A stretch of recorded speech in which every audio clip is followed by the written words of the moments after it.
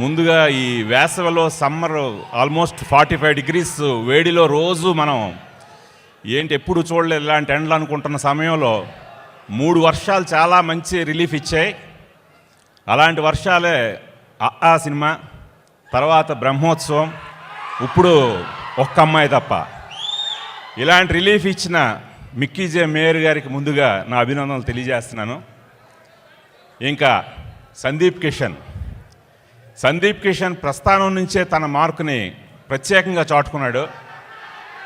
అలాగే సందీప్ కిషన్ ఇప్పుడే ఏవీలో చూస్తుంటే తనతో పాటు తన కొత్త దర్శకులను అందరినీ ఇంట్రొడ్యూస్ చేశాడు.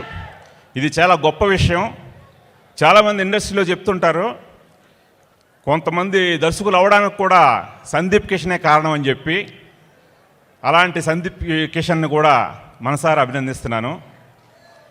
ఇంకా ఒక్క అమ్మాయి తప్ప ఈ సినిమాలో ఎంతమంది ఉన్నా నిత్యా మేనన్ గారు ఈ సినిమాలో చేస్తున్నారు అనగానే ఈ సినిమాకు ఒక ప్రత్యేకమైన గుర్తింపు వచ్చింది.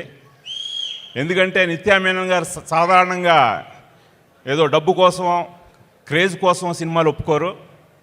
కథ, ఆ టీం నచ్చితేనే ఆవిడ వర్క్ చేస్తారు. అలాంటి నిత్యా మేనన్ గారు ఈ సినిమాలో ఉన్నారనేసరికి ఖచ్చితంగా ఆడియన్స్లో కూడా మంచి ఎక్స్పెక్టేషన్స్ ఉన్నాయి. దానికి ఏమాత్రం తగదని ఆశిస్తున్నాను. ఒక్కడు నుంచి రుద్రమదేవి వరకు 1-2 సినిమాలు తప్ప నా సినిమాల్లో చాలా వరకు అతను పాలు పంచుకున్నాడు. ముఖ్యంగా గోన గన్నారెడ్డి